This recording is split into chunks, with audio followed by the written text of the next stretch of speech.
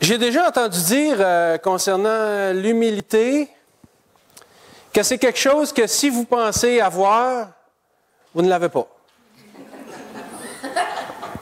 Et ça me fait penser à cette histoire du gars qui était tellement humble, était tellement reconnu pour son humilité que les gens autour de lui ont dit « Écoute, ça n'a pas de bon sens.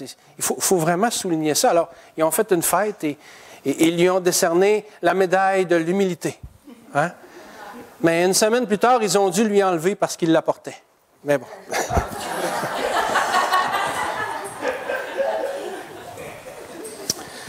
Tourne avec moi dans Philippiens au chapitre 2. Philippiens, chapitre 2. Alors, il y a déjà un petit bout de temps, on a débuté une étude sur l'Épître aux Philippiens, verset par verset, ou du moins section par section. Et c'est ce qu'on continue ce matin. Et pour résumer ce qu'on a vu, ce matin, on aborde le chapitre 2, et en deux petites lignes, pour résumer ce qu'on a vu dans le chapitre 1, on pourrait dire que il y avait deux préoccupations majeures qui étaient au centre de l'intérêt de Paul pour les Philippiens. C'était premièrement son souci de voir l'Évangile progresser en toutes circonstances. On a vu que Paul, même emprisonné, ne se laissait pas arrêter par ça, même s'il y en a qui le calomniaient. C'était pas grave, il s'en réjouissait. Bref, le souci de Paul était de voir l'Évangile progresser dans toutes les circonstances. Et deuxièmement, on a vu aussi que Paul avait aussi comme souci que les Philippiens croissent en maturité. Il voulait que les Philippiens développent cette maturité et cet amour pour l'Évangile que lui avait aussi. Et donc, la marche spirituelle des Philippiens était quelque chose de très important pour l'apôtre Paul. Et dans le dernier message qu'on a vu, dans la dernière section du chapitre 1, on a vu que par ce qu'on pourrait appeler un appel à l'unité, les Philippiens devaient combattre ensemble pour la défense de l'Évangile. Et tout ça est lié parce que pour faire avancer l'Évangile, le peuple de Dieu doit être uni. Et ce matin, on continue sur cette lancée de la dernière fois qui était une espèce d'appel à l'unité parce que dans le dernier message, on avait vu que Paul appelait les Philippiens à s'unir ensemble pour la défense de l'Évangile, parce qu'il y avait des faux docteurs, il y avait des fausses doctrines qui cherchaient à rentrer dans l'Église. Mais maintenant, cet appel à l'unité est plus comme à l'interne, si je pourrais dire. C'est une chose de s'unir pour combattre l'ennemi extérieur, mais il faut aussi être unis entre nous, à l'intérieur. Et ça, c'est important. Donc, et Paul va nous dire ici que pour être vraiment unis, le peuple de Dieu doit marcher dans l'humilité. Et c'est pour ça que j'ai donné comme titre de message ce matin, un appel à l'unité dans l'humilité. Lisons le texte de Philippiens 2, les versets 1 à 5.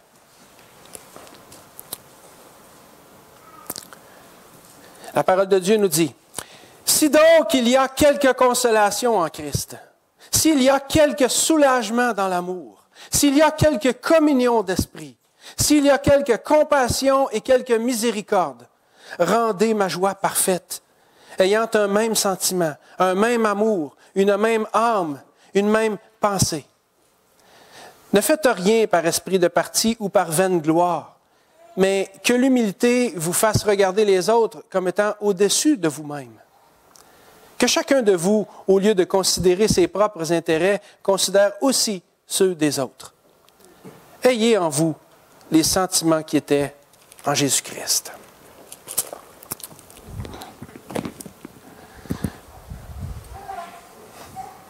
Donc, on va voir le premier point, un rappel de nos ressources en Jésus-Christ.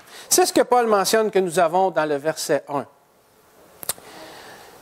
Paul nous dit que nous avons en Jésus-Christ, évidemment, toutes les ressources nécessaires, absolument tout ce qu'on a besoin pour avoir des relations harmonieuses entre nous. Parce que vous savez, c'est beau de lancer un appel à l'unité, mais sur la base de quoi on va faire ça? Si moi je veux le faire sur la base de mes propres idées, puis Nathalie fait sur la base de ses propres idées, puis Abednego, déjà là, on commence à être pas mal éparpillés. C'est dur d'être unis avec un pain.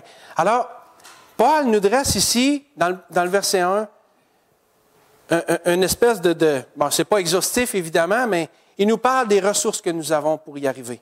Et le texte débute par « si ». Vous voyez ça, dans la plupart des versions, c'est comme ça. Hein. Si donc il y a quelqu'un, s'il y a quelqu'un. Il faut savoir que, je ne suis pas un expert dans le grec, là, remarquez bien, mais j'ai fait des petites recherches.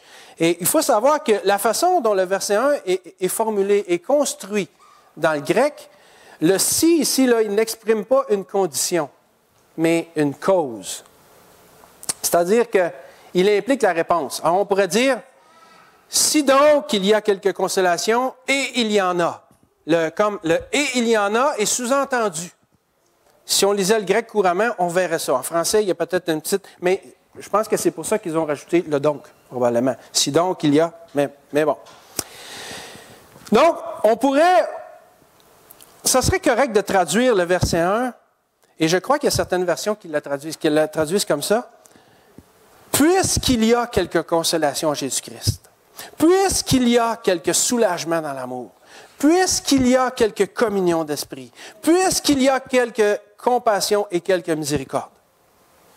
Alors, nous avons en Jésus-Christ toutes les ressources nécessaires pour répondre à cet appel à l'unité que le Seigneur nous adresse, pour sa gloire évidemment, parce que tout est pour la gloire de Dieu.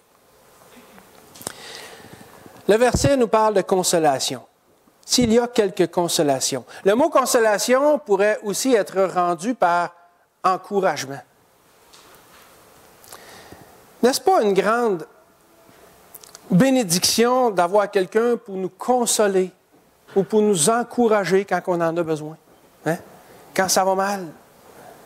Et vous savez, en Jésus-Christ, on est frères et sœurs, on est une grande famille et on doit vraiment réaliser l'importance et la nécessité d'être là les uns pour les autres. Évidemment, on ne peut pas être à l'aise avec tout le monde, là, mais on devrait être capable de toujours trouver quelqu'un dans le corps de Christ vers qui aller quand on en a besoin. C'est sûr qu'il y a toujours des incompatibilités de caractère, où il y a des personnes avec qui on se sent moins à l'aise, et c'est correct, c'est pas mal en soi nécessairement. Mais je veux dire, dans le corps de Christ, là, on est quand même beaucoup, et certainement qu'il y a quelqu'un avec qui on peut aller. Vers qui on peut aller pour pleurer, pour parler, mais être là aussi pour ceux qui ont besoin de ça.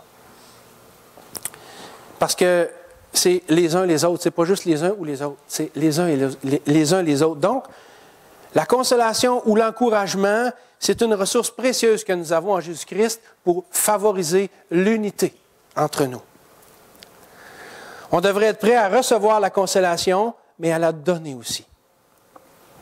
Vous savez, Jésus nous a donné lui-même le consolateur, qui dit. Hein? Et le mot consolateur et consolation, c'est des mots de même famille ici. Le consolateur nous parle du Saint-Esprit. Il nous a donné le Saint-Esprit pour nous aider dans nos vies chrétiennes.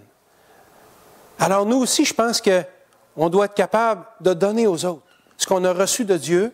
Pas le Saint-Esprit, c'est Dieu qui le donne, mais je veux dire, tout ce qu'on a, les bénédictions, notre joie de vivre, ou l'encouragement, la consolation qu'on peut donner à quelqu'un qui en a besoin, on doit le faire aussi. Le Seigneur nous donne, donnons en retour. Soyons une source de consolation, d'encouragement. Et ça va favoriser l'unité dans le corps de Christ.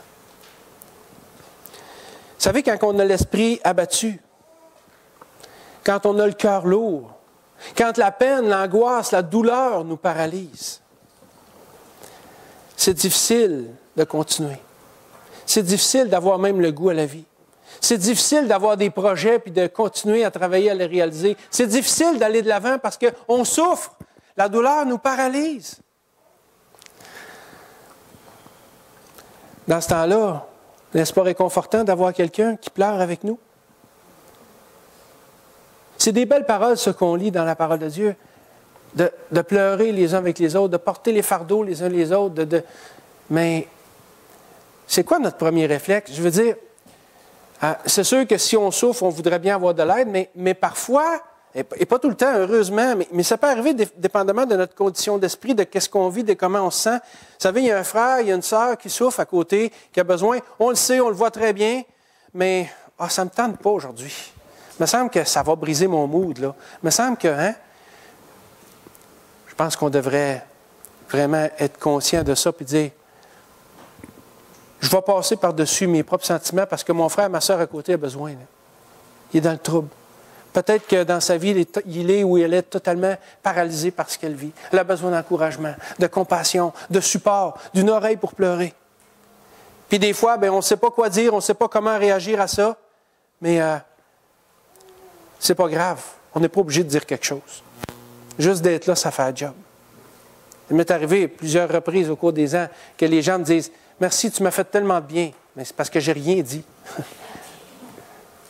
Des fois, on essaye d'avoir toujours la solution, la réponse au problème.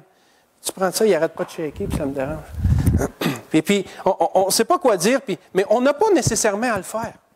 Juste d'être là, ça fait un job. Puis, si on a à dire ou à faire quelque chose, le Saint-Esprit en nous va nous le montrer. Il va nous connecter ensemble. Mais juste d'être là pour un frère, pour une sœur, ça fait du bien. Dieu met cette ressource-là à notre disposition. Alors, saisissons-la. L'encouragement, la consolation. Saisissons cette ressource précieuse-là et mettons-la aussi à la disposition des autres. Et ça me fait penser, des fois on regarde en arrière en parlant de ça, puis je me dis, oui c'est vrai, à telle époque ou à tel moment, ou récemment ou il y a plus longtemps, j'ai vécu ça. J'ai eu besoin d'une consolation, puis le Seigneur a envoyé quelqu'un sur ma route pour m'aider. Est-ce qu'on a pensé à remercier Dieu pour ça? On est prompt à demander, mais peut-être moins à remercier. Et ce n'est pas parce qu'on veut mal faire ou tout ça. Des fois, on n'y pense juste pas. Mais c'est bon de se le rappeler et de dire, oui, c'est vrai, Seigneur, je veux te remercier pour toutes les fois où j'ai eu la consolation. Pour toutes les fois où dans le corps de Christ, quelqu'un a été là pour m'encourager, pour me consoler. Puis vous savez, de se souvenir de toutes les fois où Dieu l'a fait et de le remercier, ça nous aide à regarder vers l'avant pour dire, la prochaine fois que ça va m'arriver, je vais avoir encore confiance. Parce que Dieu est fidèle. Et Dieu pourvoit. Et si Dieu a été capable dans le passé de me faire du bien, il va le faire encore dans l'avenir. Puis de se souvenir de ça, puis de s'affirmer de ça, ça nous aide aussi à avancer. Et c'est quelque chose de vrai, c'est quelque chose de réel. Alors, saisissons-le, surtout qu'en Christ, les ressources que nous avons sont inépuisables. Alors, n'ayons pas peur de dire, cette fois-ci, de m'entendre pour être sûr d'en avoir une la prochaine fois. Non, non, ça va tout le temps d'être là. C'est inépuisable. Et parfois, on dit, oui, mais écoute, je suis tout seul. Bon, on peut être isolé physiquement, géographiquement, ou pour de toutes sortes de raisons. On n'a pas de chrétiens autour, ou on n'en connaît pas, ou quoi que ce soit. Mais ce qu'on fait pour être consolé à ce moment-là, pour être encouragé, le Seigneur lui-même. C'est sûr que ce n'est pas pareil comme d'avoir quelqu'un de physique en avant de nous. Mais le Seigneur n'est pas moins présent pour autant parce qu'on ne le voit pas. Le Seigneur est toujours avec nous. Et la consolation, de toute façon, que nos frères et sœurs peuvent nous apporter, elles viennent de lui. C'est lui qui la donne. Alors, il est capable de nous la donner directement aussi. Alors, il faut réaliser que Jésus lui-même est toujours près de nous. Puis si on pense que le Seigneur ne peut pas nous comprendre, parce que des fois, on dit, oui, mais tu sais, si je parle à Abednego, là, il me comprend, c'est un homme comme moi, il me comprend, mais tu sais, Seigneur, il me semble que c'est pas palpable, c'est invisible. Des fois, on a peut-être, et si ce n'est pas consciemment, certainement qu'inconsciemment, il y a une dimension, on dirait que, bon, on va prendre le Seigneur comme prix de consolation parce qu'on n'a pas personne. Mais en réalité, on devrait toujours aller vers le Seigneur en premier. Et le Seigneur est capable pleinement de combler tous nos besoins, toutes nos attentes. Et si vous pensez que le Seigneur ne comprend pas votre douleur, si vous pensez que le Seigneur n'est pas capable de saisir ce que vous vivez et de bien vous comprendre, regardez ce que nous dit l'auteur de l'Épître aux Hébreux. En Hébreux 4,15, on peut lire « Car nous n'avons pas un souverain sacrificateur qui ne puisse compatir à nos faiblesses. Au contraire, il a été tenté comme nous en toutes choses, sans commettre de péché. » Le Seigneur a connu les souffrances, a connu la peine, a connu la douleur, a connu la faim. Le Seigneur, il sait qu'est-ce qu'on vit, pleinement. Et dans son livre « Quel sauveur merveilleux » de l'auteur Max Lucado, un livre excellent que j'ai lu il y a plusieurs années, qui est très dévotionnel, qui nous porte beaucoup vers la personne de Jésus, Max Lucado a dit ceci, et je le cite dans mes mots parce que ce n'est pas la référence exacte, la citation exacte, mais il dit « Si vous pensez que Jésus ne peut pas compatir à vos souffrances, Regardez bien la main qu'il vous tend et vous verrez qu'elle a déjà été percée. Le Seigneur a déjà souffert. Il connaît la souffrance. Le verset 1 nous parle aussi de soulagement dans l'amour. Se sentir aimé, c'est un besoin fondamental de l'être humain. On a tous besoin de se sentir aimé. D'ailleurs, même Dieu envers nous a beaucoup manifesté son amour. Hein? Romains nous dit, car Dieu prouve son amour envers nous en ce que lorsque nous étions encore des pécheurs, Christ est mort pour nous. Dieu prouve son amour. Jean 3,16, ça parle d'amour. Et il y a combien de versets qui parlent d'amour? L'amour, c'est quelque chose qu'on a besoin. Et c'est pour ça que Dieu nous en donne. Et c'est pour ça que Dieu veut nous faire voir comment lui nous aime. À travers toute la parole de Dieu, à travers nos expériences, à travers notre intimité aussi avec lui. Donc, se sentir aimé, c'est un besoin fondamental. Et dans le corps de Christ, il y a quelque chose de particulier, c'est qu'on s'aime même si on ne se connaît pas. C'est vrai? Des fois, on commence à moins s'aimer quand on se connaît. Mais ça, c'est une autre affaire. Mais ce que je veux dire, c'est que il y a un lien surnaturel qui nous unit en Jésus-Christ. Ce lien-là nous tisse dans l'amour de Dieu, puis il tisse nos cœurs les uns avec les autres, avec celui du Seigneur. C'est inexplicable, c'est divin, mais c'est vraiment réel. On peut donc avoir du soulagement dans l'amour parce que l'amour de Dieu qui est en nous tisse avec lui, nous tisse les uns les autres par le lien du Saint-Esprit. Il y a une fois, il y a plusieurs années, avant même qu'on déménage dans la région ici, il y avait un frère qui nous téléphone et puis il dit, Tony, il dit, il y a des chrétiens de la Gaspésie qui sont venus mener leurs enfants au camp à la Villa du Carmel et puis ils ont leur tente roulotte, mais ils n'ont pas vraiment de place. Est-ce qu'ils pourraient aller dormir chez vous? Nous autres, on avait un grand terrain. On a dit oui, et qu'ils s'en viennent. Alors, ils sont venus avec leur tente roulotte, se sont installés dans le cours chez nous. On ne les connaissait pas du tout, on les a rencontrés là, live, là. Mais cette fin de semaine-là, j'avais un de mes amis, un de mes grands amis qui était de l'extérieur de la région, qui venait passer la fin de semaine chez nous.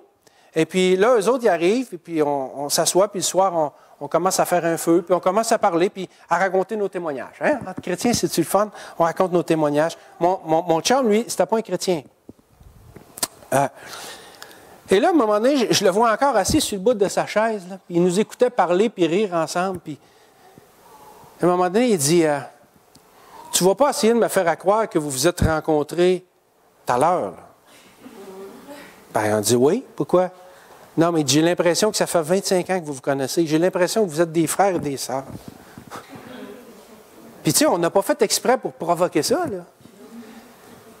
Mais il l'a vu. Il a vu l'amour qui nous unissait. Il a vu l'amour qu'il y avait entre nous. Et ça, vous savez, c'est extraordinaire. Et cet amour-là, ben, il faut le vivre pour le comprendre. Et il faut le vivre pour que les autres le voient aussi.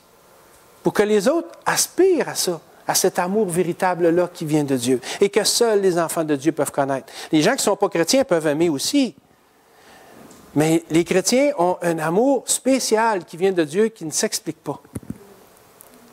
Quand est-ce que vous voyez ça, vous autres? Vous en allez en auto. Vous avez un problème. L'auto brise, puis ben il y a une maison. Bon, on va aller dormir, eux autres, là. Hein? Hey, salut, on se connaît pas, mais on est brisé, on s'en vient dormir ici. On va dire, oh, t'es un peu, c'est parce qu'il y a un hôtel au bout de la rue, là-bas, là. T'es qui, toi? Je te connais pas. Mais si vous arrive la même affaire, puis que vous allez frapper à la porte de cette maison, et que cette maison-là, c'est des chrétiens qui vous ouvrent la porte, qu'est-ce qui va arriver, vous pensez? Juste le fait de savoir qu'on est chrétien, là, ça vient t'enlever une barrière. Il y a de la suspicion qui tombe. Il y a de la méfiance qui s'en va. Pourquoi c'est comme ça? Ah, c'est comme ça. L'amour de Christ qui nous unit nous pousse, nous amène à ça. Le verset nous parle aussi de quelques communions d'esprit. En anglais, ici, c'est le mot « fellowship » qui est là. Et ça se rapporte à un partenariat de gens engagés dans une même entreprise.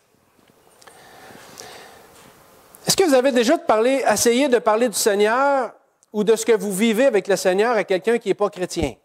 Et là, je ne parle pas d'essayer de l'évangéliser, même par la bande. Non, je parle de tout simplement, comme ça, sans... un non-chrétien ne peut pas vous comprendre. Parce que ça prend l'Esprit de Dieu pour comprendre ça. Si on peut parler librement, sans contrainte, avec des choses de Dieu avec un autre croyant, c'est parce qu'on a le même esprit qui nous habite. On est dans la communion, dans la même communion d'esprit, en quelque sorte. On est dans le même fellowship. On est engagé dans la même entreprise spirituelle. C'est pour ça qu'on peut se comprendre. Il y a un lien, encore une fois, qui est là. C'est une ressource extraordinaire que le Seigneur Jésus met à notre disposition, et une ressource dont on n'a pas à se priver. Ça favorise l'unité, ça aussi. Le verset nous parle aussi de quelques compassions et quelques miséricordes. J'aimerais vous lire 2 Corinthiens 1, 3 à 4, qui dit « Béni soit Dieu, le Père de notre Seigneur Jésus-Christ, le Père des miséricordes et le Dieu de toute consolation, qui nous console dans toutes nos afflictions, afin que par la consolation dont nous sommes l'objet de la part de Dieu, nous puissions consoler ceux qui se trouvent dans l'affliction. » La compassion et la miséricorde que Dieu a envers nous sont, elles aussi, des ressources précieuses. Là, à notre disposition. Et comme nous en sommes l'objet de la part de Dieu, comme nous dit ce verset-là, nous devons aussi en avoir pour les autres. Encore une fois, cette ressource n'est pas exclusive à nous. Elle est là pour tous les croyants. Et parfois, Dieu nous utilise ou nous demande de la communiquer, de la partager avec les autres. Il faut le faire. Ça bénit les autres, mais ça nous bénit aussi. N'est-ce pas?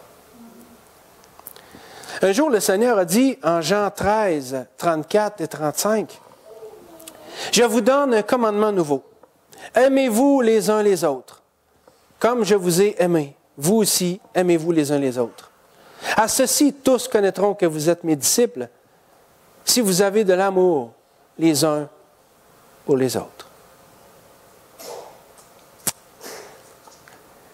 Le Seigneur appelle son Église à être unie et à s'aimer pour qu'elle reflète la gloire de Dieu. Le Seigneur dit, je vous donne un commandement nouveau. Aimez-vous les uns les autres. Ça veut dire que les gens disent, hey, on aurait dû savoir ça il y a des centaines d'années qu'il fallait s'aimer, nous autres, là. C'est pas ça que le Seigneur dit. Le Seigneur n'est pas en train de dire, écoutez, là, je vous révèle de quoi? Vous devez vous aimer. Mais non. Il dit, aimez-vous les uns les autres comme je vous ai aimé. Et là, la différence. C'est facile d'aimer quelqu'un qui est aimable. C'est facile d'aimer quelqu'un de notre famille. Mais est-ce que c'est aussi facile d'aimer quelqu'un qu'on ne connaît pas ou qu'on n'a pas le goût d'aimer? Mais le Seigneur dit, aimez-vous les uns les autres comme je vous ai aimé. Le Seigneur ne nous a pas aimés parce qu'on était aimables.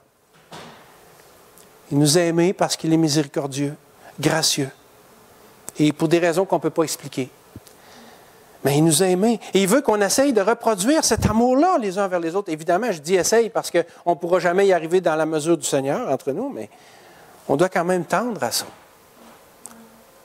L'amour que Dieu met à notre disposition, ça englobe les compassions et la miséricorde, ça englobe tout ça. Et il faut, pour être unis ensemble, et c'est la volonté de Dieu, que le peuple de Dieu interagisse de cette façon-là.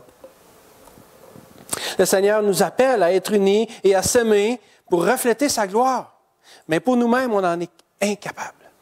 On en est incapable et c'est pour ça qu'il met lui-même à notre disposition les ressources dont nous avons besoin pour y arriver. Deuxième point, un appel à l'unité. Donc là, on a vu dans le verset 1 que les ressources pour l'unité dans l'humilité étaient à notre disposition. Maintenant, on va voir un peu plus l'appel à l'unité que l'apôtre Paul nous dresse dans le verset 2. Alors ici, Paul, au verset 2, il définit l'unité en employant les expressions « un même sentiment »,« une même âme »,« une même pensée ». Ça commence à être profond, là. L'unité, vous savez, c'est beaucoup plus que l'absence de dispute ou de querelle. Hein, on peut dire « mais on est unis, nous autres. On ne se chicane pas. » Ben, c'est pas tout à fait ça, l'unité. Ben, c'est la base, là, je pense, là, mais ça va beaucoup plus loin que ça. La véritable unité pour les croyants implique d'agir de façon à ce que la pensée de Christ soit au centre de nos pensées et de nos activités. Et là, Paul introduit ça tranquillement, puis il s'en va vers l'humilité. On va voir tantôt dans les autres versets, mais il rouvre là, ici. Là. Il faut avoir un même sentiment, une même âme, une même pensée. Mais je me dis, est-ce que c'est vraiment possible, ça? Est-ce que l'unité existe vraiment? Le manque d'unité aujourd'hui, bon, c'est pas juste d'aujourd'hui, mais je parle d'aujourd'hui parce que c'est aujourd'hui qu'on vit, là. Mais le manque d'unité n'est pas juste dans l'Église. Ça se voit beaucoup dans les couples, dans les familles, dans les lieux de travail et partout où il y a des êtres humains qui sont rassemblés. Le manque d'unité est beaucoup plus présent qu'on le pense.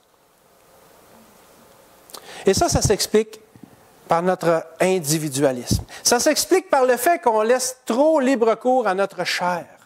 C'est donc bon laisser notre chair s'exprimer. Hein? C'est donc bon laisser notre chair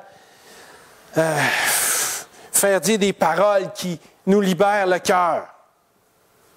Mais en réalité, on pense que ça nous libère, mais ça nous fait plus de tort. Ça libère peut-être sur le moment, mais ça met des racines d'amertume qui croissent. J'ai parlé de ça la dernière fois, mais notre individualisme est à la base du manque d'unité. La recherche de nos propres intérêts aussi. Quand on veut faire passer nos propres intérêts avant ceux des autres, il ne peut pas avoir d'unité. Et malheureusement, cette attitude-là est beaucoup encouragée dans notre société aujourd'hui. Non, pense à toi, accomplis-toi, puis toi.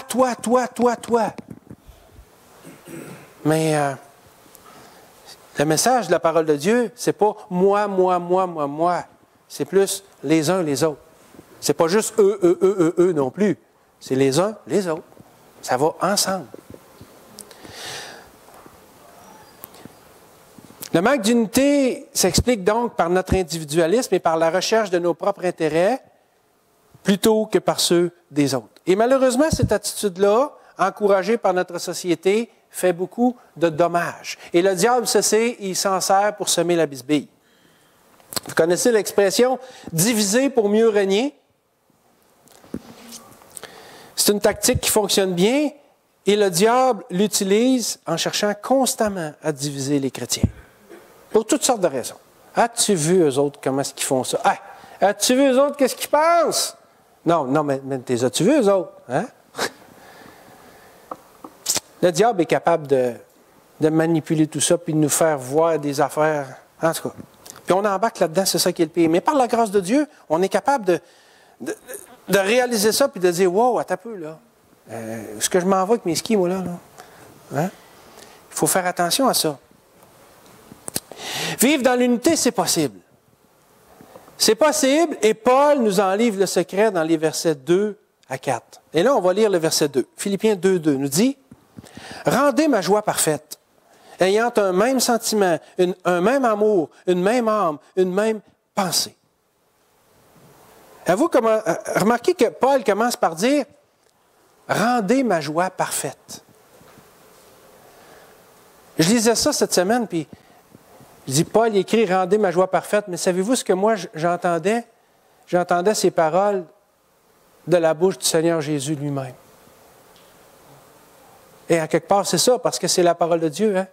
Mais le Seigneur nous dit, sous la plume de l'apôtre Paul, « Rendez ma joie parfaite. » C'est comme si là, il nous donne les ressources qu'on a besoin. Il nous parle d'humilité. Puis avant de continuer à aller plus loin, il nous dit, « Rendez ma joie parfaite. » C'est ça que le Seigneur veut pour son peuple. À ceci, tous connaîtront que vous êtes mes disciples, à l'amour que vous avez les uns pour les autres. Le Seigneur, là, il se réjouit quand il voit ses enfants se manifester de l'amour, de la compassion, de la consolation et toutes sortes de sentiments comme ça. Quel parent n'est pas triste de voir ses enfants se chicaner ou se déchirer? Ainsi, Dieu nous dit qu'il veut l'unité et l'harmonie parmi ses enfants et il nous dit comment y arriver. Il dit avoir un même sentiment. Avoir un même sentiment, ça signifie avoir une même compréhension des choses de Dieu. Le sentiment dont il est question ici, c'est celui du Seigneur Jésus. C'est de voir les choses comme Dieu les voit et d'apprendre à réagir comme comme le Seigneur réagirait lui-même s'il était avec nous. Mais pour en arriver à là, il faut chercher à connaître toujours plus Dieu et sa parole. Et vous savez, avoir un même sentiment, c'est dire, écoute, moi, là, j'ai le goût d'agir de même, j'ai le goût de dire ça, mais c'est vraiment d'arrêter et de dire, qu'est-ce que Jésus ferait à ma place? Comment est-ce que Jésus voit les choses? Moi, là, je vois ça dans cet angle-là, sous cette perspective-là, mais est-ce que j'ai vraiment la bonne paire de lunettes, moi, là? Ou bien non, c'est vraiment juste la mienne. Comment est-ce que le Seigneur Jésus voit la chose? Mais ça, comment est-ce qu'on peut y arriver? C'est en connaissant davantage le Seigneur. Plus qu'on va approfondir notre connaissance de Dieu, plus qu'on va être amené à voir les choses comme Dieu les voit. Et qu'on va être amené à agir comme Dieu agirait lui-même. C'est pour ça qu'il nous parle d'avoir un même sentiment. Et si tous ensemble, nous réussissons à atteindre, encore une fois, ce n'est pas un absolu, on ne peut pas y aller dans une mesure parfaite tant qu'on sera dans ce monde, mais si on arrive à faire un bon bout de chemin ensemble dans l'unité pour avoir un même sentiment, c'est-à-dire avoir les choses comme Dieu les voit concernant les uns les autres et comme Dieu agirait, je pense qu'on se rapproche déjà pas mal. Le même sentiment est possible. Ça nous parle aussi d'avoir un même amour. Ça nous parle d'un engagement à chercher le bien des autres. C'est sûr, écoutez, vous dites, moi je l'aime, ma femme, j'ai-tu assez hâte de lui donner une bonne claque, hein? Mais non, j'ai hâte de la serrer dans mes bras. Un même amour. Il faut rechercher le bien des uns des autres. C'est de faire preuve envers les autres de l'amour que le Seigneur a pour nous. C'est un amour qui n'a pas de prix. Le Seigneur Jésus a payé de sa propre vie pour nous prouver son amour sur la croix. Il ne pouvait pas faire quelque chose de plus grand, de plus glorieux, de plus extraordinaire. Rien ni personne ne pourra jamais accoter ce que le Seigneur a fait pour nous dans son amour. Il s'est donné sans réserve. Et le véritable amour, c'est ça, c'est d'apprendre à donner sans réserve. Une même âme, c'est-à-dire une même passion, un même désir d'œuvrer en harmonie pour un objectif commun, qui est la gloire de Dieu. Une même âme. Si j'ai toujours dans ma tête de dire, moi c'est ça, puis c'est ce but-là que je vise, là, puis que l'autre, il vise un autre but, puis on n'y atteindra pas. Il faut avoir une même âme, un objectif commun, la gloire de Dieu. Et si on vise la gloire de Dieu, on va être enclin à aller chercher les ressources que Dieu met à notre disposition pour y arriver. Et ça va passer par l'unité. Ça ne peut pas faire autrement. Donc l'implication de chacun est importante là-dedans aussi. Une même pensée. Avoir une même pensée, ça englobe un peu tout ce qu'on vient de voir, afin qu'on puisse travailler ensemble dans un but commun. Ça me fait penser à ce verset de Romains 8, hein, « Toute chose concourt au bien de ceux qui aiment Dieu ». Si toute chose concourt au bien de ceux qui aiment Dieu, tous les croyants devraient aussi concourir, c'est-à-dire travailler ensemble dans un but commun, qui est la recherche de la gloire de Dieu. Pour vivre dans l'unité, on doit chercher à être sur le même diapason spirituellement. Évidemment, il faut y travailler, ce n'est pas donné, c'est jamais totalement acquis non plus. Il faut toujours se ramener. Mais c'est ça, la vie chrétienne. Mais par la grâce de Dieu, c'est possible. Parce que si ce n'était pas possible, Dieu ne nous le demanderait pas. Alors, c'est possible. Et c'est en cherchant à avoir un même sentiment, un même amour, une même âme, une même pensée qu'on va pouvoir y arriver. Troisième point, un appel à l'unité. Lisons les versets 3 et 4. Philippiens 2, 3 et 4. Ne faites rien par esprit de parti ou par vaine gloire, mais que l'humilité vous fasse regarder les autres comme étant au-dessus de vous-même. Que chacun de vous, au lieu de considérer ses propres intérêts, considère aussi ceux des autres. Donc, si Paul appelle les Philippiens à l'unité, il les appelle à être unis dans l'humilité.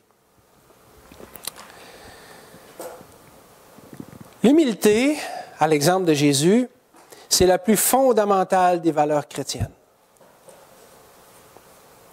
C'est la plus fondamentale des valeurs chrétiennes parce que sans l'humilité, il n'y a pas de repentance. Et s'il n'y a pas de repentance, il n'y a pas de salut. Alors c'est fondamental pour le croyant.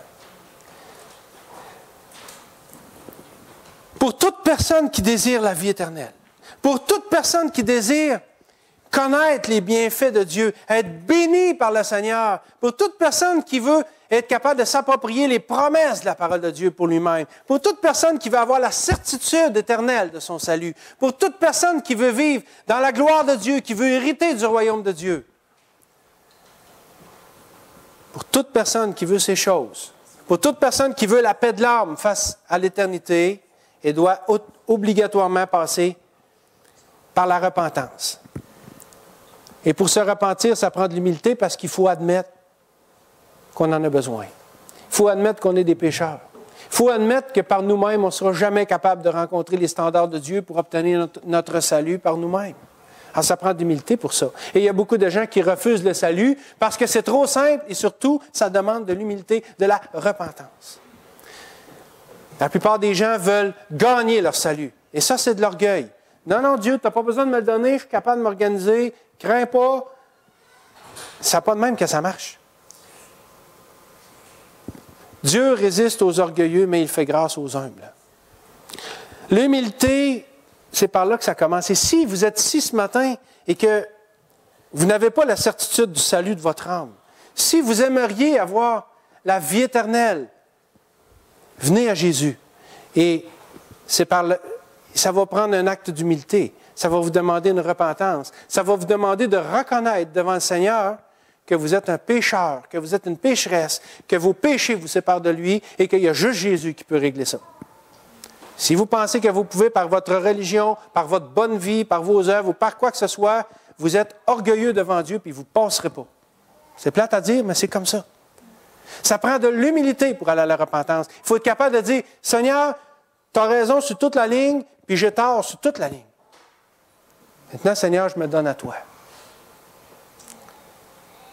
Avez-vous la vie éternelle? Si vous ne l'avez pas et que vous la désirez, faites cet acte de foi ce matin, cet acte d'humilité qui va vous porter à tomber sur vos genoux et à reconnaître l'acte glorieux et rédempteur que Jésus-Christ a fait à la croix. Et de reconnaître qu'il y a juste ça qui peut vous sauver. Et de le vouloir, de l'accepter pour vous-même. Allez au pied de la croix puis demandez au Seigneur de vous sauver. Dites-lui que vous ne pourrez rien faire par vous-même. Vous ne pouvez que mendier la grâce de Dieu. Et ça prend de l'humilité pour reconnaître ça. Mais ce qui est beau, c'est que le Seigneur la donne à toute personne qui la demande. Ce n'est même pas conditionnel. La seule condition, c'est d'être vraiment sincère et humble devant lui. Alors, si vous n'avez pas fait cet acte de foi, faites-le ce matin. Repentez-vous devant le Seigneur Jésus. Confessez-lui que vous avez besoin de lui pour être sauvé et donnez-lui votre vie. Dites-lui dans vos mots, il n'y a pas de formule toute faite. C'est ce qui est dans votre cœur qui compte. Et si vous êtes vraiment sincère, que vous faites cette prière de tout votre cœur, de toute votre pensée, de toute votre âme, le Seigneur va se réjouir. Et là, vous allez savoir, vous allez être convaincu, hors de tout doute, que Jésus est mort pour vous sur la croix.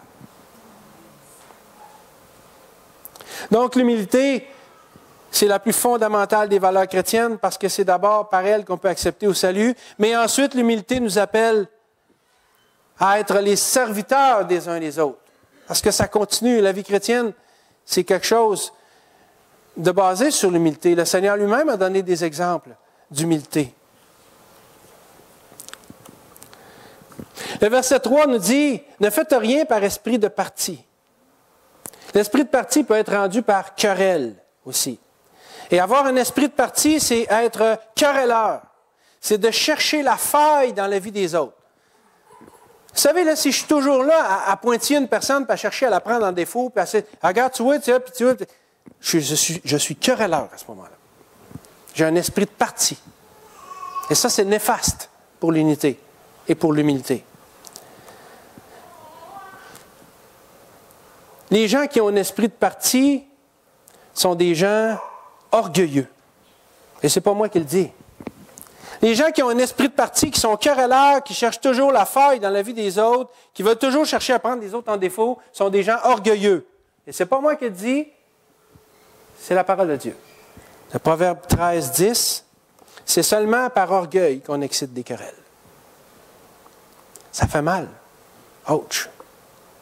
En tout cas, je ne sais pas pour vous autres, mais ça m'est arrivé d'avoir des comportements comme ça, moi. Là. Puis quand je vois ça, ça me fait mal. Ouch. Mais ce qui est beau là-dedans, c'est que je peux aller au pied de la croix, humblement, puis dire, Seigneur Jésus, c'est vrai. J'ai eu ces comportements-là et bien d'autres encore. Mais je les emmène à la croix. Puis Seigneur, je te les donne, puis je te remercie. Le Seigneur, il dit dans sa parole, si nous confessons nos péchés, il est juste pour nous les pardonner. C'est-tu pas extraordinaire? La provision de Dieu est inépuisable quant à la grâce et à toutes les richesses qu'il nous donne. Saisissons-les. On sait que l'orgueil, c'est le contraire de l'humilité. Alors, par la force des choses, l'orgueil nuit à l'unité du corps de Christ. On doit donc veiller à ne pas avoir un esprit de parti, à ne pas être querelleur pour viser l'unité du corps de Christ. Mais on doit aussi avertir ceux qui ont un esprit de parti. Ça, c'est pas facile. Mais si j'ai assez d'amour pour la personne, en quelque part, je dois le faire parce que c'est un service à lui rendre. Évidemment, il faut que je sonde, premièrement, les propres pensées de mon cœur. C'est quoi mon intention, là? Est-ce que je veux enfin avoir une occasion d'y taper sa tête à grand coup de Bible? Ou est-ce que, tiens, c'est une petite vengeance personnelle d'y remettre quelque chose sur le nez? Si c'est ça, allez-y pas parce que vous allez pécher vous autres aussi. Mais si ça vous fait de la peine, puis vous préféreriez que c'est quelqu'un d'autre, puis que vous êtes craintif et tremblant avant de faire ça, mais que vous sentez que Dieu vous le demande, priez, jeûnez s'il le faut, passez du temps dans la prière, parlez-en au Seigneur, puis le Seigneur va vous montrer ce que vous avez à faire. Puis là, vous allez le faire d'un cœur libre. C'est pas facile, ça, là.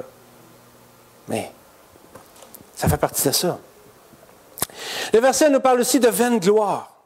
Cela nous parle de motifs égoïstes, d'intérêt personnel.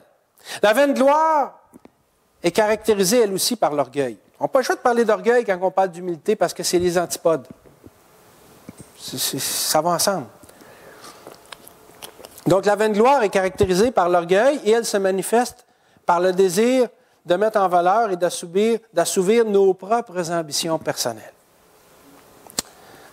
Les faux docteurs et les faux prophètes sont des exemples de ça. Ils sont même prêts à diviser le corps de Christ pour atteindre leurs ambitions personnelles. Regardez ce que nous dit l'Épître aux Romains. Romains 16, les versets 17 et 18. « Je vous exhorte, frères, à prendre garde à ceux qui causent des divisions et des scandales, au préjudice de l'enseignement que vous avez reçu. Éloignez-vous d'eux. Éloignez-vous d'eux. Car de tels hommes ne servent point Christ notre Seigneur, mais leur propre ventre. Et par des paroles douces et flatteuses, ils séduisent le cœur des simples. » Les faux docteurs, les faux prophètes, les faux enseignants, c'est ça qu'ils font. Les autres, là, ils arrivent, là, ils ont des révélations tout d'un coup, là, puis tout ce qu'on sait, Regardez ce que le verset dit, là. Prenez à ceux qui causent des divisions, des scandales, au préjudice de l'enseignement que vous avez reçu. Ça fait des années que vous savez de l'enseignement, que vous lisez la parole de Dieu, mais tout d'un coup, là, il y en a un qui se lève et dit, non, mettez tout ça de côté, c'est moi qui l'ai l'affaire. Regardez ce que la parole de Dieu dit, là. Ils travaillent pour leur propre ventre. Attention à ça. Et le remède contre la vaine gloire figure à la fin du verset 3. Que l'humilité vous fasse regarder les autres comme étant au-dessus de vous-même. Les faux docteurs et les faux prophètes, c'est pas ça qu'ils font. Ils travaillent pour leur propre ventre.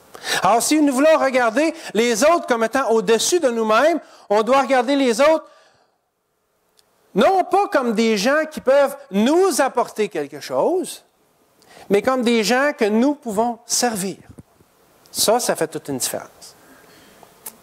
Comme le Seigneur nous l'a enseigné en parole, mais aussi par son propre exemple, d'ailleurs. D'ailleurs, dans les versets 5 à 11 de notre chapitre 2 de Philippiens, qu'on va voir avec Vincent la semaine prochaine, je crois, dans le prochain message, il est question du plus merveilleux exemple d'humilité de toute la Bible. C'est celui de Jésus qui s'est dépouillé de sa gloire en prenant une forme de serviteur. Je n'entrerai pas là-dedans, je vais laisser ça à Vincent la semaine prochaine. Mais tout ça pour dire que l'exemple suprême d'humilité est de regarder les autres, non pas d'un air condescendant, c'est-à-dire de haut, d'un air supérieur, mais de regarder les autres de façon humble. Cet exemple-là, c'est Jésus qui nous l'a donné. Lisez les versets 5 à 11, ce qu'on appelle la kénose. Vous allez voir qu'est-ce que le Seigneur Jésus, l'humilité qu'il a faite. Donc, le verset nous dit de regarder les autres comme étant au-dessus de nous-mêmes. Ça ne veut pas dire de se laisser écraser par les autres. Là. Ça deviendra de la fausse humilité. Et ce n'est pas ça le but. Là. Parce qu'en faisant ça, si on se laisse écraser par les autres, on encourage leur mauvais comportement. Puis en quelque part, on devient complice par association. Là.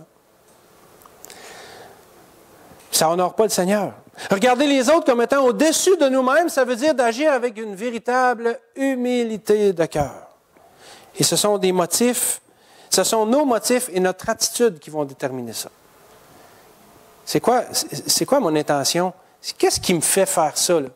Bien, si je sonde mon propre cœur, parce que je veux refléter la gloire de Christ, parce que j'aime mon frère, ma sœur, parce que je veux le servir, parce que je suis content de pouvoir...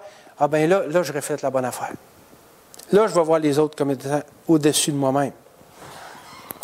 Le verset 4 nous dit que chacun de vous, au lieu de considérer ses propres intérêts, considère aussi ceux des autres. Encore là, ça ne veut pas dire de ne pas considérer du tout nos propres intérêts. Il dit, le verset nous dit que chacun de vous, au lieu de considérer ses propres intérêts, considère aussi ceux des autres. Donc, ça ne veut pas dire qu'il faut tomber dans l'autre extrême, là. Il y a un équilibre là-dedans. Ça veut dire que de ne pas considérer, ça veut dire qu'il faut, ça veut pas dire, je me reprends, ça veut pas dire qu'il ne faut pas considérer du tout nos propres intérêts, mais qu'il faut considérer aussi ceux des autres. Et voici quelques exemples bibliques de ça. En Galates 6.2, la parole de Dieu nous dit, « Portez les fardeaux les uns des autres, et vous accomplirez ainsi la loi de Christ. » On ne peut pas porter les fardeaux les uns des autres si on ne considère pas leurs intérêts. Imaginez comment la vie serait plus facile et comment le témoignage chrétien serait plus fort si nous étions capables de faire ça encore plus, de porter les fardeaux les uns des autres. Une autre leçon de considérer aussi les intérêts, une autre façon, de considérer aussi les intérêts des uns des autres, c'est ce verset ici de 1 Corinthiens 6.7. C'est bien ça, oui, c'est pas j'ai une erreur dans mes notes. C'est déjà certes un défaut chez vous que d'avoir des procès les uns avec les autres. Pourquoi ne souffrez-vous pas plutôt quelque injustice? Pourquoi ne vous laissez-vous pas plutôt dépouiller? Personne n'aime ça, subir des injustices. En tout cas, moi, j'aime pas ça. Puis, s'il y a quelque chose de difficile à accepter, c'est bien ça, l'injustice. C'est un sentiment qui nous tord les boyaux, hein? Ça fait mal. Mais la parole de Dieu nous dit que les croyants doivent en subir, s'il le faut, pour la gloire de Dieu. Et celui qui a subi le plus d'injustice, c'est Jésus. Et vous savez, des fois, l'impression, ça peut nous aider, l'expression dit quand on se compare, on se console. Ben, si vous voulez vous comparer pour vous consoler, regardez au Seigneur. Parce qu'il a subi beaucoup plus d'injustice que vous en subirez jamais. Donc, on est certainement capable d'en subir aussi entre nous, quitte à laisser tomber puis dire « Ah, c'est correct, garde, c'est correct, ça va arrêter. » Puis on donne ça au Seigneur, puis Seigneur, occupe-toi de ça. Puis le Seigneur le fait. Le Seigneur le fait. Si on est toujours en procès les uns avec les autres, on n'est pas obligé d'aller devant un tribunal pour ça. Juste la chicane qui a lieu, c'est déjà, pour l'image que ça donne autour, on doit viser à ça. Écoutez, ces conditions idéales, là, il va toujours en avoir malheureusement, mais je pense qu'il faut être conscient de ça puis viser à ça. L'humilité, vous savez, c'est un gros sujet, puis c'est quelque chose que je ne peux pas parler de ça ce matin, on pourrait donner toute une série sur l'humilité. Mais une chose que je peux dire, c'est que l'humilité, c'est quelque chose qu'on apprend et qu'on réapprend sans cesse tout au long de notre vie, parce que ce n'est jamais acquis. C'est jamais acquis. Puis si on pense qu'on mérite une médaille, attention, parce qu'on risque de se la faire enlever. Quatrième point, l'exemple suprême de l'humilité. Tout tout ce qu'on vient de voir pointe vers le verset 5. Tout pointe vers Christ qui nous donne l'exemple suprême de la compréhension de ce qu'est la vraie humilité. Jésus s'est humilié à un niveau bien supérieur que nous, on ne le fera jamais, évidemment. Mais c'est notre exemple suprême. Comme je l'ai dit tantôt, on va voir ça en détail dans le prochain message, mais je vais juste aborder la première, juste aborder un petit peu, c'est « Ayez en vous les sentiments qui étaient en Jésus-Christ ». C'est ce que nous devons viser pour atteindre l'unité dans l'humilité. Plusieurs commentateurs disent qu'il n'y avait pas de mot en grec à l'époque pour désigner le principe de l'humilité. Parce que dans la culture grecque, Philippe était en Grèce, ce principe-là n'avait pas de valeur. Ce que j'ai lu là-dessus, c'est que le concept d'humilité était étranger aux Grecs et inacceptable pour les Romains. Et beaucoup d'érudits pensent que le mot « humilité » aurait été inventé à l'époque de la naissance de l'Église et même que ce serait Paul qui aurait inventé ce mot-là pour décrire le concept, parce que c'est une notion inconnue chez les Grecs et chez les Romains.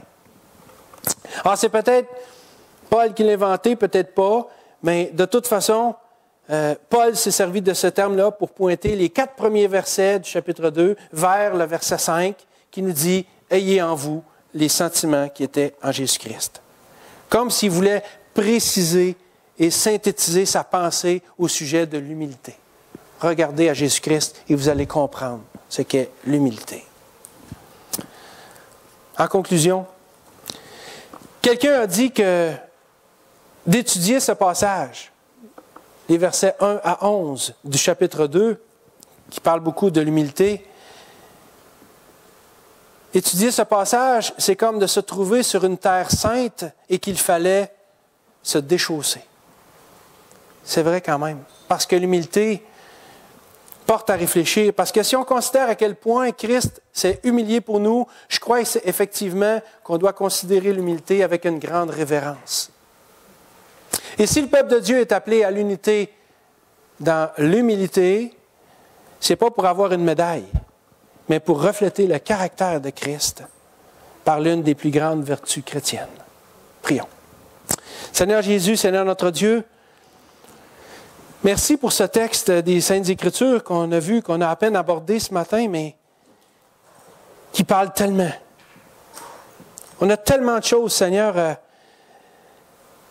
à remettre en ordre dans nos vies concernant l'unité, l'humilité, l'orgueil et ces choses-là. Mais Seigneur, on ne veut pas se fouetter ce matin, on ne veut pas se mortifier. On veut prendre conscience de ça pour chacune de nos vies, mais pour l'ensemble aussi du groupe.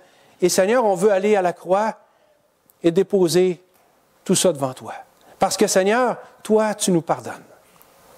Donne-nous, Seigneur, l'humilité d'aller vers toi pour te confesser nos péchés, te confesser les mauvais sentiments, les mauvaises attitudes de cœur que nous avons et tout ce qui nous empêche de travailler à l'unité dans le corps de Christ. Et Seigneur, merci parce que dans ta grâce, ta miséricorde, tu nous accordes ton pardon.